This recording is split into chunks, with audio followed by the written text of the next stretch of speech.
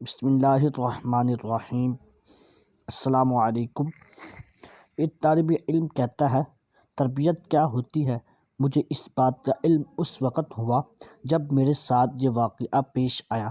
یہ ایک سعودی طالب علم جو کہ حصول تعلیم کے لیے برطانیہ میں مقیم تھا، وہ طالب علم بیان کرتا ہے کہ مجھے ایک ایسی انگریز فیملی کے ساتھ ایک کمرہ کرائے پر لے کر رہنے کا اتفاق ہوا جو ایک میاں بیوی اور ایک چھوٹے بچے پر مشتمل تھا۔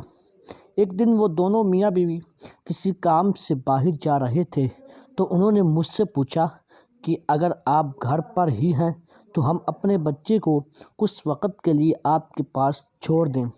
میرا باہر جانے کا کوئی ارادہ نہیں تھا، اس لیے میں نے حامی بھر لی۔ وہ بچہ مجھ سے کافی مانوس تھا۔ کچھ دیر کھیلنے کے بعد وہ مجھ سے اجازت لے کر کچن میں گیا اور تھوڑی ہی دیر بعد مجھے کسی برتن کے ٹوٹنے کی آواز آئی اور ساتھ ہی بچے کی چیخ کی آواز سنائی دی۔ میں جلدی سے کچن میں گیا اور دیکھا کہ شیشے کے جس گلاس میں بچہ پانی پی رہا تھا وہ اس کے ہاتھ سے گر کر ٹوٹ چکا تھا اور بچہ ڈر کر اپنی جگہ گھبرایا ہوا کھڑا تھا۔ میں نے بچے کو تسلی دی اور کہا کہ تم پریشان نہ ہو اور امی واپس آئیں تو ان سے کہنا کہ گلاس انکل سے ٹوٹ گیا تھا۔ پھر میں نے سوچا کہ اگلے دن ایک گلاس لا کر کچن میں رکھ دوں گا۔ یہ ایک معمولی واقعہ تھا اور میرے خیال میں پریشانی والی کوئی بات نہیں تھی۔ جلد ہی وہ دونوں میاں بیوی واپس آ گئے اور میں نے بچے کو ان کے حوالے کر دیا۔ وہ عورت جب کچن میں گئی اور گلاس ٹوٹا ہوا دیکھا تو بچے سے پوچھا۔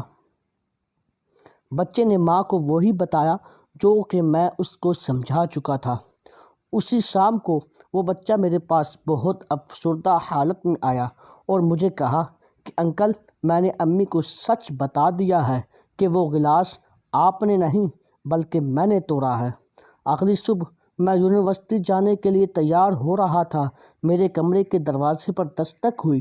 میں نے دروازہ کھولا تو سامنے اس بچے کی ماں کھڑی تھی۔ اس نے مجھے صبح بخیر کہا اور مجھ سے کہا کہ ہم آپ کو ایک نفیس اور شریف آدمی سمجھتے ہیں، مگر آپ نے ہمارے بچے کو جھوٹ بولنے کی ترغیب دے کر اپنا وقار خراب کر لیا ہے۔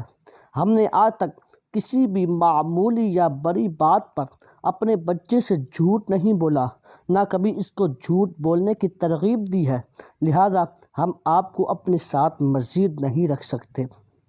برائے مہربانی آپ 24 گھنٹے کے اندر اندر اپنے لیے کسی دوسری رہائش کا بندوبست کر لیجیے۔